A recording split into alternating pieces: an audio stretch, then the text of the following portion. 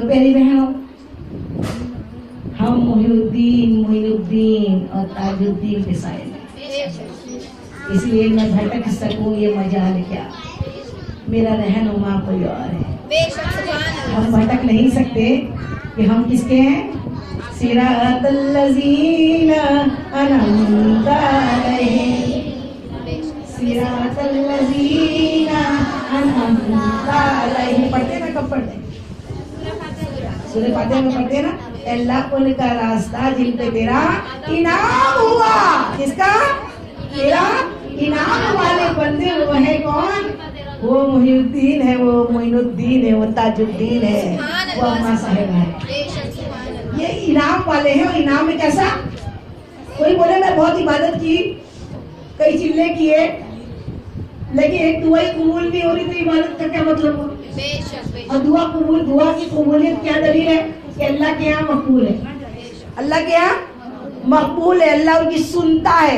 اور دعائیں جو ہے نا قسمت کو بدل دیتی ہے، دعائیں قسمت کو بدل دیتی ہے۔ ایک مائی بابا تاج الدین کے پاس آئی کہ کہنے لگی، انگریزوں کا دور تھا، اس کا اکلوتا بیٹا تھا اور پھانسی قلم چل چکی تھی کہ یہ تاریخ کو پھانسی ہے، بیٹے کو انگریز پھانسی دے رہے تھے۔ ماں تو ماں ہوتی ہے، روتی تڑپتی بلکتی بابا تاج الدین کے آستانے پہ بابا جان کے پاس میں آئی، کہنے لگی بابا جان بڑی تکلیف ہے، میں ماں ہوں، کیسے برداشت کر سکتی ہوں اپنے اکلوتے بیٹے کی پھانسی برداشت نہیں کر سکتی، تڑپ گئی۔ بابا جان فرماتے ہیں قلم چل گیا، ماں لکیر کھینچ گئی، ہو گئی بات۔ بزرگ بھی دیکھتے ہیں تم میں کتنی تاب ہے، کیا کہا؟ لکیر کھنچ گئی، جانے لگی مایوس ہو کر کہ اب کچھ نہیں ہو سکتا، انگریزوں نے تو موت کی سزا دے دی ہے، پھانسی پکی ہے۔ بابا جان نے بھی کہہ دیا کہ پھانسی پکی ہے۔ روتے ہوئے مایوس واپس لوٹنے لگی تو دیکھا کیا کہ ایک درخت کے نیچے بی بی مریم اماں صاحبہ رحمۃ اللہ علیہ بیٹھی ہوئی، ان کے قدموں میں گئی، کہنے لگی اماں بابا جان نے کہہ دیا پھانسی پکی ہے، لکیر کھینچ گئے۔ کہ ایسا نہیں کرتے، بابا جان کے پیروں پہ گر جاتے، پھانسی نہیں ہوتی۔ سبحان اللہ، اماں کا کہا بابا جان نہیں ٹالتے۔ اماں بابا جان کی سلطنت میں اماں صاحبہ پردھان منتری ہے، اماں نے کہہ دیا کہ اب پھانسی نہیں ہوتی، پھر جا کے بابا جان کے قدموں میں گرتے اور کہتے ہیں کہ بابا دعا کرو۔ جیسی پھر وہ ماں بابا جان کے قدموں میں گئی، کہا جا پھانسی رک گئی۔ اور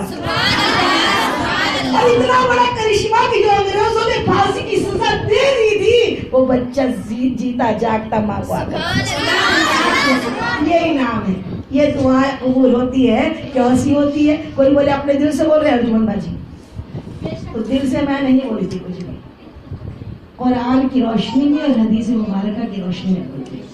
قرآن پاک میں نے پوچھا کہ قرآن تو بتا کہ میں تیرے ولی اللہ تعالیٰ کے ولی کے بارے میں کیا بولوں، بابا تاج الدین کے بارے میں کیا بولوں؟ تو قرآن پکار اٹھا، الا ان اولیاء اللہ لا خوف علیہم ولا هم يحزنون، کہ اللہ کے ولیوں کو نہ کوئی خوف ہے نہ وہ غمگین ہوتے۔ اب اس کی تشریح کیا ہے؟ نہ خوف نہ غمگین۔ کیوں؟ ہمارے سامنے تو ایک شیر کیا، ایک بلی آ جائے، ہمارے سامنے ایک بلی آ جائے، سانپ تو دور کی بات ہے، گرگٹ آ جائے، ابھی یہاں سے سب ان کے بھاگ جائیں گے، ایک آدھ آ جائے۔ لیکن اللہ کے ولی دیکھا نا آپ نے ہسٹری معلوم پڑی کی نا، کہاں رہے؟ جنگلوں میں عبادتیں کی، کیسی کی؟ جنگلوں میں جا کے۔ لیکن صرف جنگلوں میں جانے والے ہی ولی نہیں ہوتے، ہم میں بھی یہاں کئی ولی ہوں گے۔ جو اللہ کے قریب ہو جاتا ہے، جو اللہ سے صرف اللہ سے ڈرتا ہے، بندوں سے نہیں ڈرتا، وہ ولی ہو جاتا ہے۔ تو وہ ایسے ولی کہ جنہیں کوئی خوف خدا، خوف اللہ کی مخلوق کا نہیں، صرف خوف خدا رہتا ہے، جسے صرف کیا ہوتا ہے؟ اللہ کا خوف ہوتا ہے۔ آپ کے سامنے جب آپ جنگلوں میں رہتے ہیں تو شیر بھی کیا کرتے ہیں؟ آپس گھوم کے چلے جاتے ہیں، یہاں تک کہ آپ کی خدمت میں لگ جاتے ہیں۔ کوئی اللہ کی مخلوق، اللہ کی کوئی مخلوق اللہ کے ولی کا کچھ نہیں بگاڑ سکتی۔ کیوں نہیں بگاڑ سکتی؟ بتائیے کیوں نہیں بگاڑ سکتی؟ کیونکہ آپ سب نے سنا نا کہ پتا بھی اللہ کے حکم کے بنا نہیں گرتا. ساری سلطنت، ساری جہاں، ساری بادشاہی اس اللہ رب العزت کی ہے. وہ وحدہ لا شریک ہے، وہ ایک ہے، تنہا ہے، واحد ہے، اور اس کے حکم کے بنا کوئی ذرہ برابر بھی نہیں ہل سکتا. یہ یقین جس کو ہو جائے نا وہ ولی ہو جاتا ہے. یہ یقین ہو جائے وہ کیا ہوتا ہے کہ میرا جو کچھ ہوگا، جو کچھ بنے گا میرے رب کی مرضی سے ہوگا. رب کی مرضی ہوگی تو شیر مجھے کھائے گا، رب کی مرضی نہیں ہوگی تو ہزاروں شیر آ جائیں گے، شیر کی ضرورت نہیں ہے. یہ یقین کا نام ولی ہے. اللہ تعالیٰ فرماتا ہے میرے ولیوں کو نہ کوئی خوف ہے نہ کوئی غم ہے. غم کم نہیں ہے، خوف تو دنیا میں نہیں ہوگا. کیوں نہیں ہے دنیا میں؟ کیونکہ وہ اللہ کے عشق میں ایسے گرفتار ہو جاتے ہیں. رات و دن ایسے مجاہدے، ایسی عبادتیں، ایسے چلے کرتے ہیں کہ بس انہیں اپنے اور اپنے رب کے علاوہ کچھ نظر نہیں آتا. بابا فرید بن شکر رحمۃ اللہ علیہ کے بارے میں سنا نا کہ آپ نے کنویں میں 12 برس لٹک کے ایک ایسی ریاضت کی اللہ کی بارگاہ میں، سارے جسم کو کووں نے نوچ کے کھایا. سارا جسم استی پنجر ہو گیا، لیکن بڑے اچھے ان کا دعا ہے، کہتے ہیں سارا جسم کھا لے تو بس یہ 2 نینن رہنے دینا، کہ اس 2 نینن سے اپنے محبوب کی دیدار میں کرتا رہو. ہے کہ کسی کی طاقت ایسی جو بولتے ہیں ولی کیا ہوتا ہے؟ ارے اپنے برابر ہوتا ہے، کوئی کر کے دیکھ لو ہو جاتا ہے کیا؟ اتنا کرنا وہی کرتا ہے جو اللہ کے عشق میں ایسا گرفتار ہوتا ہے کہ جسے نہ کھانا نہ پینا نہ سونا کچھ چیز نظر نہیں آتی، اسے صرف اللہ کی عبادت نظر آتی ہے. بابا تاج الدین کو کوئی بولے نا کہ لوگ بولتے ہیں ایسے بابا بیٹھ جاتے ہیں، ایسے بابا ہو جاتے ہیں، بابا تھوڑی ہوتے ہیں، نماز کے بنا کوئی بابا نہیں ہوتا. بابا تاج الدین اولیاء رحمۃ اللہ علیہ مجذوب تھے، لیکن پہلے مجذوب نہیں تھے. پہلے جب دنیا میں آئے نارمل بالکل. آپ کی پیدائش 27 جنوری 1861 میں کام تھی. آپ کی والدہ کا نام مریم تھا. یہی نام آپ نے بی بی مریم اماں کو دیا ہے. اپنی سگی ماں کا، سگی ماں بی بی مریم اماں سگی ماں تھوڑی ہے. آپ کی سگی ماں کا نام کیا تھا؟ مریم بھی. اور آپ کے والد محترم کا نام تھا سید بدر الدین. آپ حسنی بھی اور حسین. آقا کے اہل بیت اطہار کے پھول یہ جو ہے نا پوری کائنات میں مہک رہے ہیں. یہ ہمارے ناگپور میں بابا تاج الدین کی شکل میں مہک رہے ہیں. کہ آپ کا شجرہ نسب جو ہے امام حسن رضی اللہ تعالیٰ عنہ سے جا کر ملتا ہے. حسن عسکری کے خاندان سے آپ ہیں اور آپ کے خاندان والے وہاں سے آئے اور آنے کے بعد آپ نے یہاں پہ کامٹھی میں رہنا شروع کیا آپ کے خاندان والوں نے. اس کے بعد آپ کے والد والدہ وہاں پہ رہے. وہیں پہ آپ بابا تاج الدین کی پیدائش ہوئی. اور پیدائش کے وقت کہتے ہیں کہ بچہ جب ہوتا ہے تو روتا ہے، لیکن میرے بابا جان آئے تو روئے نہیں. کیوں نہیں روئے؟ کیونکہ جو انسان ہے نا، یہ انسان کیا ہوتا ہے؟ جہاں جاتا ہے نا وہی جم جاتا ہے. انسان کو فطری طور پہ اللہ نے ایسا بنایا ہے کہ بس اس کو ایک جگہ 2-4 دن رہے تو تھوڑا اچھا سیٹ ہو جائے، پھر اس کو لگتا ہے یہاں سے بھی نکلنا، یہ گھر میرا، بس یہ گھر میرا، یہ دنیا میری. تو ویسے یہ تو ہم جو آ رہے ہیں پیدا ہوتے ہیں، مرتے کو مرنا نہیں بولتے، کیا بولتے ہیں؟ انتقال. انتقال کا مطلب کیا ہوتا ہے؟ ٹرانسفر. انتقال کا مطلب کیا ہوتا ہے؟ ایک جگہ سے دوسری جگہ چلے جانے کا نام. تو انتقال ایسے کتنے ہوئے؟ پہلے عالم ارواح میں تھے، پھر ماں کے پیٹ میں آئے، پھر ماں کے پیٹ سے عالم دنیا میں آئے، پھر عالم دنیا سے پھر عالم قبر میں برزخ میں جائیں گے، اور برزخ سے پھر عالم جنت میں. کتنے انتقال ہیں؟ اب اس انتقال میں پہلا انتقال کہاں ہوتا ہے؟ عالم ارواح سے لے کے عالم پیٹ میں، ماں کے شکم میں. ماں کے شکم میں بچہ آیا، بڑا اچھا لگا ہے، بڑا سکون ہے، اتنا سیٹ ہو جاتا ہے کہ نکلنے کا نام ہی نہیں لیتا. میں نے اچھا تو جمع ہو لیا. کیا کرنا ہے دنیا سے باہر جائے. اور مجھے میری دنیا بہت اچھی ہے. وہ اتنا ناشکر ہے, اس کو لگتا ہے اس کے بعد اچھا ملے گا کہ نہیں ملے گا, اس کے بعد اچھا ملے گا کہ نہیں ملے گا. ماں کا پیٹ ملا تو جیسے ہی بچہ باہر نکلتا ہے اللہ کے حکم سے تو چلاتا اور روتے ہوئے نکلتا ہے. اس کو لگتا ہے اللہ اس سے اچھا کچھ ملے گا ہی نہیں میرے کو. لیکن میرے بابا جان مادر ذات ولی, پیدائشی ولی, انہیں تو معلوم تھا اس سے اچھی دنیا سے اچھی پھر اللہ کی عبادت ہے, اور اللہ کی عبادت سے پھر اللہ کا ملن ہے. اس لیے اللہ کے ولیوں کا برتھ ڈے بھی مناتے, اللہ کے ولیوں کا وصال مناتے. کیوں مناتے وصال؟ ہمارے حساب سے تو کوئی مر جاتا تو پھر ہم اس دن روتے, لیکن بابا جان کی 26ویں کو کیا ہوا تھا؟ بابا جان کا اللہ سے وصال ملن ہوا تھا. وصال کو منانا جو ہے نا یہ بہت بڑی بات ہے. کہ وصال مطلب یہ اب اللہ کے پیارے جب دنیا سے نکلتے ہیں نا, جب ان کو جنازہ لے جایا جاتا ہے تو وہ بڑے پکارتے ہوئے جاتے, جلدی لے چلو, جلدی لے چلو, جلدی لے چلو, چھوٹے یہ دنیا سے. آقا نے فرما دیا یہ دنیا مومن کے لیے قید خانہ ہے. تو اچھی روح جو ہوتی ہے نا وہ فوراً چاہتی ہے کہ میں جلدی اپنے مالک کے حقیقی سے جا کر مل جاؤں, اس دنیا سے چھوٹ جاؤں. اسی لیے ان کا وہ دن وصال کا دن منایا جاتا ہے. تو پیاری بہنوں بابا جان جب ماں کے پیٹ سے نکلے تو روتے ہوئے نہیں نکلے, کیونکہ ان کو کوئی غم نہیں تھا پیٹ میں نکلنے کا. ہم لوگوں کو بہت غم ہوا اس لیے رو رو کے نکلے. انہیں کوئی غم نہیں ہوا پیٹ سے نکلنے کا. وہ پیٹ سے نکلے جب اپنی امی کے شکم سے باہر نکلے تو لوگوں نے سمجھا کہ بچہ مرا ہوا ہے. تو وہاں پر ایک ان کی قدیمی رسم تھی کہ سلاخ کو گرم کر کے داغا جاتا تھا پیشانی. تو سلاخ گرم کر کے پیشانی میں داغا کہ کئی بچہ صحیح میں زندہ ہے کہ نہیں ہے. جیسی داغا تو آپ ہلکا سا روئے, جب تکلیف جو ہوئی نا اس میں ہلکا سا روئے, پیدائشی آپ ہوئی. اب جب تھوڑے سے بڑے ہوئے آپ کو مکتب میں بھیجا گیا, ابھی آپ 1 ہی برس کے تھے, صرف 1 برس کے. سید بدر الدین رحمۃ اللہ علیہ حضرت آپ کے والد محترم جس دنیا فانی سے کوچ کر گئے, یتیمی کا سایہ ہو گیا. صرف 9 برس کے بابا جان آپ کی امی بیوی مریم بھی اس دنیا فانی سے ودا ہو گئی.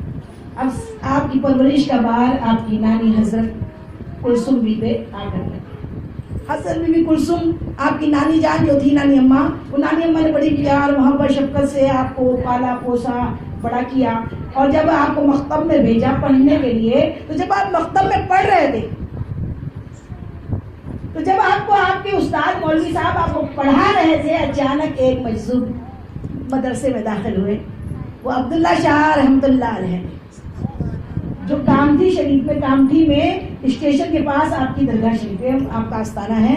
وہ اس زمانے میں حیات میں مطلب اس چلتے پھرتے حیات میں تھے, پردہ کرنے کے تھے. آپ اس مدرسے میں جہاں بابا تاج الدین علم لے رہے تھے, پڑھ رہے تھے, آپ کے پاس وہاں پہنچے اور آپ کے استاد سے کہا اسے کیا پڑھاتے ہو؟ یہ تو پڑھایا آیا ہے, یہ تو پڑھایا ہے, اس کو پڑھانے کی کوئی ضرورت نہیں ہے. جیسی یہ بات سنی انہوں نے کہا ٹھیک ہے. بابا عبداللہ شاہ رحمۃ اللہ علیہ نے اپنے جھولی میں سے ایک کھلی کا ٹکڑا نکالا, آپ کے منہ میں ڈال دیا. جب آپ کے منہ میں ڈال دیا, آپ کی حالت غیر ہو گئی, آپ کو اب دنیا سے کوئی لگاؤ نہیں رہا, آپ کی وہ بدل گئی. پھر آپ نہ عام بچوں کی طرح کھیلے, نہ عام بچوں کی طرح دوڑے, عام بچوں کی طرح آپ نے کوئی کھیل کود میں اپنا زندگی کا ٹائم صرف نہیں کیا. آپ گم رہتے خوابوں میں, خیالوں میں, اپنے اللہ کی محبت میں گم رہتے. پھر بھی علم حاصل کیا, علم اتنا حاصل کیا, اور آپ کا اللہ تعالیٰ نے علم اپنے آپ دے ہی دیا تھا. اور اللہ تعالیٰ پیارے آقا کی حدیث مبارکہ ہے, اللہ تعالیٰ جس بندے کی بھلائی کا ارادہ کرتا ہے اس کو غیر بھی طریقے سے علم دین سے مالا مال کر دیتا ہے. علم اللہ عطا کرتا ہے, کسی کی طاقت نہیں ہے علم عطا کر دینے کی. لیکن اس کا مطلب نہیں ہے کہ مدرسوں میں نہ جایا جائے, مدرسوں میں پڑھنا ضروری ہے. اگر پڑھنا منع ہوتا تو غوث پاک سے پڑھ کر تو آپ تو پیرانے پیر ہیں. پیرانے پیر ہوتے ہوئے آپ نے اپنی امی کو سے اجازت لے کے آپ بغداد شریف مدرسے میں آ کر آپ نے علم حاصل کیا. سبحان اللہ. حافظ قرآن میں اسی طریقے سے بابا تاج الدین نے حفظ کیا, فقہ پڑھی, فارسی میں بہت کمانڈ تھی, انگلش میں کمانڈ تھی, اردو میں کمانڈ تھی, بے حساب علم حاصل کر لیا. جب علم حاصل ہو گیا, اب ابھی آپ 18 برس کے ہوئے تھے, 18 برس کی عمر ہوئی تو بابا تاج الدین کے گاؤں جو کامٹھی تھا, کامٹھی میں کنہان میں بہت زبردست باڑھ آئی. بہت زبردست فلڈ آیا، پور آیا، اور اس میں آپ کے گھر کو بہت، تمام شہر کو بہت نقصان پہنچا۔ آپ کے ماموں حضرت پہ آپ کا بار تھا، ماموں حضرت نے کہا کہ ایسا کرتے ہیں تاج الدین کہ اب آپ بھی سروس پہ لگ جاؤ اور میں بھی سروس پہ لگ جاؤں تو زیادہ بہتر ہے۔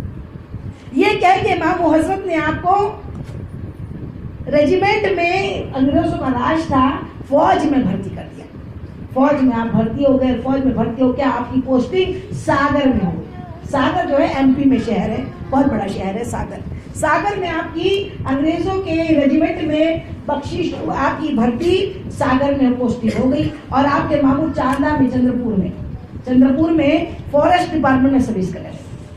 اب بابا تاج الدین ساگر میں اپنے سارے ساتھیوں جو فوج میں لوگ تھے ان کے ساتھ میں رہتے، لیکن یہ ہوتا دن بھر تو آپ سروس کرتے، دن بھر تو آپ اچھی طریقے سے سروس بجا لاتے، لیکن رات یہ ہوتی تو رات میں کیا کرتے؟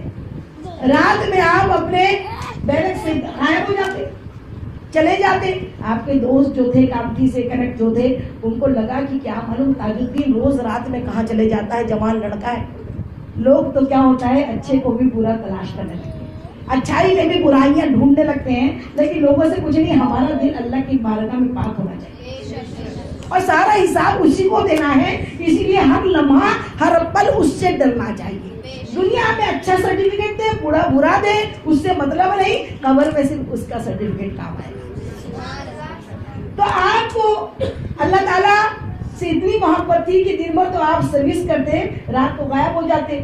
ساتھیوں کو لگا نہ جانے رات کو کہیں غلط سنگت میں تو نہیں چلے جاتے، اس لیے آپ کو کیا، آپ کی خبر کہاں گئی؟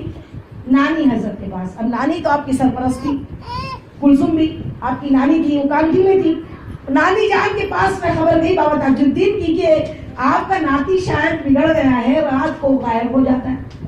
نانی حضرت بیچاری دوڑی وہاں سے آئی کہ نہ جانے میری بیٹی کا اکلوتی نشانی ہے، اور نہ جانے میری بڑی محبت کے ساتھ اسے پالا ہے، نہ جانے کیا ہو گیا ہے، بگڑ تو نہیں گیا، چلو جا کے دیکھوں ماجرا کیا ہے۔ پہنچی ساگر، اور ساگر میں دن بھر رہی، رات جیسی ہوئی تو رات میں وہی معمول تھا، دھیرے سے آپ بابا جان نکل گئے، آپ ساری رات انتظار کرتی رہی۔ پھر جب دوسرے دن ہوا، دوسرے دن پھر صبح بھی انہوں نے ناشتہ کیا، نہیں کہا نانی جان میرا تو پیٹ بھرا ہوا ہے۔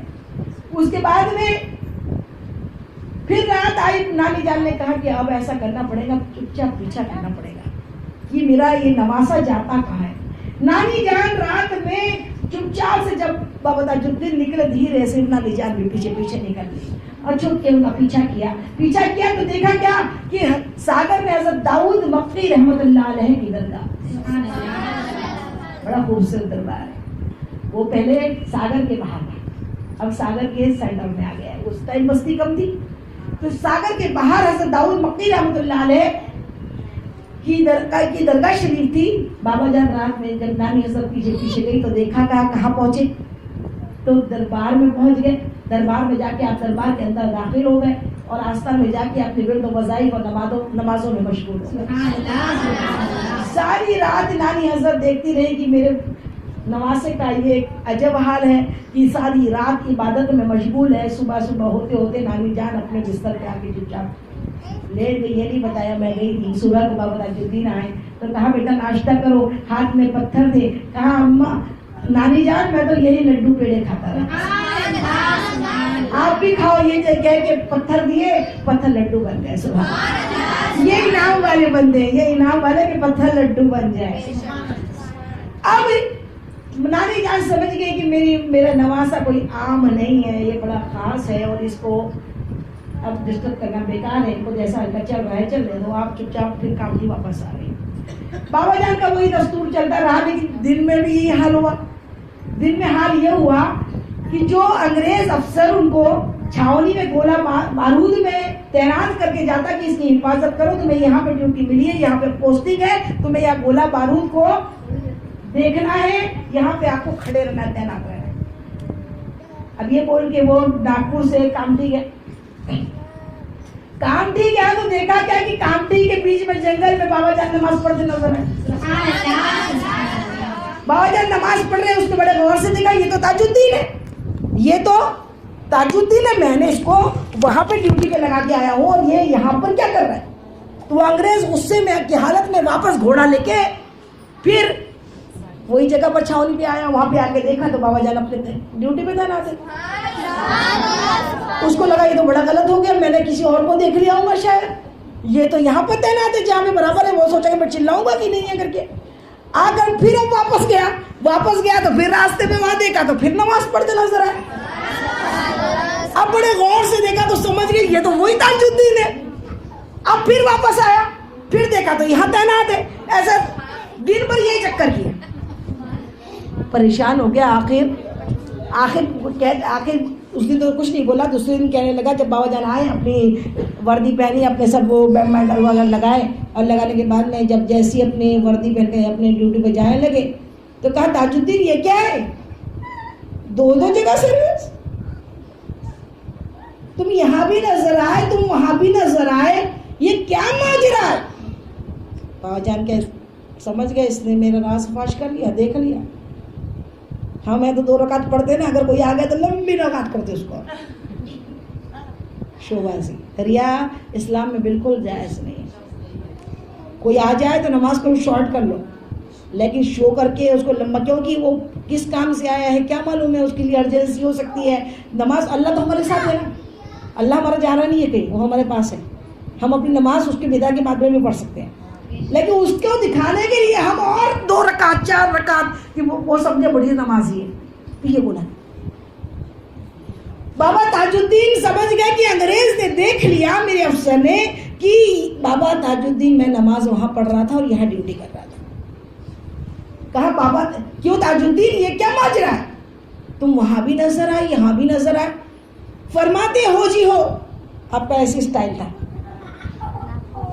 نہیں ناگپوری نہیں ہے, یہ مدراسی اسٹائل ہے. آپ مدراس سے آتے تو آپ کہتے ہو جی ہو. اب یہ تاج الدین 2 سروس نہیں کرے گا. یہ لو تمہاری وردی, فوراً اپنی وردی اتاری,